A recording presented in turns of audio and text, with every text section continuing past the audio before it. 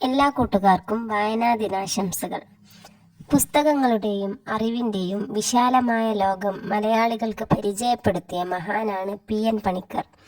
അദ്ദേഹത്തിൻ്റെ 17-ാം വയസ്സിൽ സനാതനധർമ്മം എന്ന ഒരു വായനശാല ജന്മനാട്ടിൽ സ്ഥാപിച്ചുകൊണ്ടാണ് അദ്ദേഹം ഗ്രന്ഥശാല പ്രസ്ഥാനത്തിന് തുടക്കം കുറിച്ചത്. തൻ്റെ കഠിനാധ്വാനം കൊണ്ട് അദ്ദേഹം പ്രസ്ഥാനത്തെ വളർത്തി.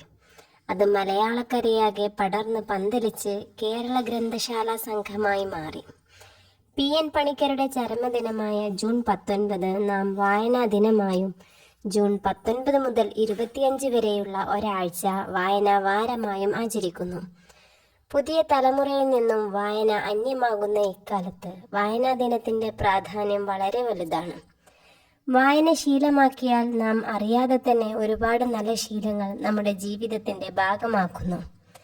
നല്ല വായനാശീലമുള്ള ഒരാൾ നല്ലൊരു മനസ്സിൻ്റെ ഉടമയാകുന്നു. വായന മനുഷ്യനെ പൂർണ്ണനാക്കുന്നു. വായിച്ചു വളരാം, ചിന്തിച്ച് വിവേകം നേടാം എന്ന പി.എൻ. പണിക്കരുടെ പ്രതിജ്ഞയോടെ നമുക്ക് ഓരോരുത്തർക്കും പുസ്തകങ്ങളെ നെഞ്ചോട് ചേർക്കാം.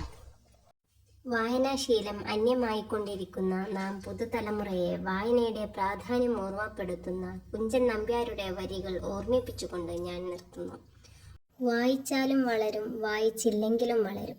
വായിച്ച് വളർന്നാൽ വിളയും, വായിക്കാതെ വളർന്നാൽ വളയും. Thank you.